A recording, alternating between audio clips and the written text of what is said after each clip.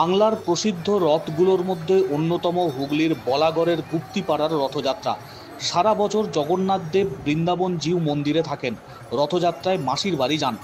জানা যায় 1740 সালে এই রথযাত্রা উৎসবের সূচনা হয়।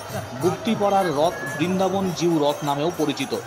প্রায় 300 বছরের গুপ্তিপাড়ার এই রথযাত্রা বছরের অন্যান্য সময় ঐতিহ্যপূর্ণ বৃন্দাবনচন্দ্র মঠের পাশে বছরভর এই রথ টিনের খাঁচায় ভরা থাকে। এই রথ 4 তলা বিশিষ্ট, উচ্চতা প্রায় 36 ফুট, দৈর্ঘ্য ও প্রস্থ 34 ফুট করে। আগে 12 চূড়া ছিল, বর্তমানে 9টি চূড়া রয়েছে। বৃন্দাবন মন্দির থেকে জগন্নাথ, বলরাম ও সুভদ্রাকে রথে চড়িয়ে নিয়ে যাওয়া হয় প্রায় 1 কিলোমিটার দূরে গোসাইগঞ্জ বড়বাজার মাসির বাড়ি। আর তাকে ঘিরেই উৎসবের মেজাজ গোটা এলাকা জুড়ে। হাজার হাজার মানুষজনের ভিড় এই গুপ্তিপাড়ার রথযাত্রায়।